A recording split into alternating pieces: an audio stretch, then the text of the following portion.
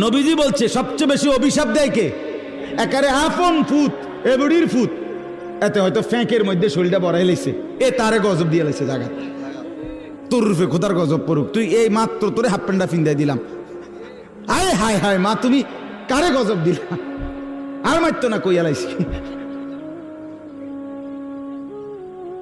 আপন স্বামী তে বেড়ারও অহরহ কিরায় গজব দেয়, আছে না এরকম মহিলা? এবেল এবেল এবেল।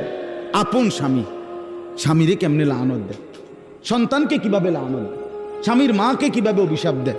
তোমার শাশুড়ি হতে পারে অপছন্দ হয়েছে কোনো আচরণ, তাই বলে তোমার স্বামী সেই শাশুড়ি তোমারে না, শাশুড়ি তোমার স্বামীর তো মা, ঠিক কিনা বলেন না কেন? বেচারার জান্নাত তো তার মায়ের পায়ের নিচে, তুমি যে তারে সরাইয়া লাইলা, তুমি যে তারে আলগা করে লাইলা, এই বেচারা এই ছেলেটাকে, তোমার স্বামীটাকে তো তুমি চিরতরে জাহান্নামের দিকে টুকাই দিলে। তোমার একটু সুখের লাগিয়া তুমি স্বামী বেচারারে শেষ করে দিলা, ওই ছেলেটার জীবন শেষ করে দিলা। মার অভিশাপে বাবার অভিশাপে সন্তান জাহান্নামী হবে না? কথা বলেন না কেন? তখন জাহান্নাম থেকে বাঁচাবে স্ত্রী। তো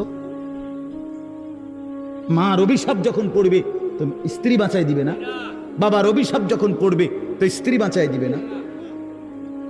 খেয়াল করে ছেলেরা বাবার বলেন, হ্যাঁ স্ত্রীকে স্ত্রীর হক দেন, স্ত্রীকে স্ত্রীর প্রাপ্য দেন, স্ত্রীর উপরে জুলুম করবেন না।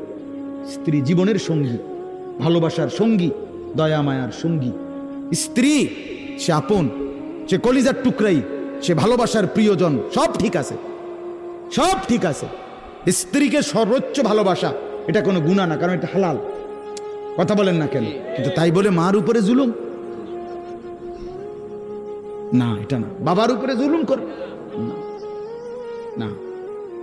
স্ত্রীর হক স্ত্রীকে দেন, মার হক মাকে দেন। আহা কত পরিমাণ আজকে সন্তান 6 মাস লাগে না, মা বাপ থেকে সন্তান স্ত্রীর প্ররোচনায় আলাদা আলাদা আলাদা। মা বোঝেন তো, সে তো আগে পড়ালেখা করছে, কাম কাজ শিখছে না, রাইনতারে না, এত বড় সংসার বোঝেন তো মা।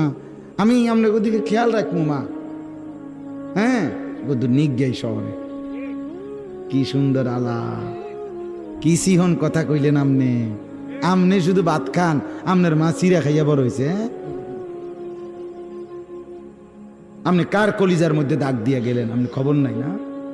সুখ ঠিক আছে, দুনিয়া আর কি, আখেরাত। অতএব কথা শেষ।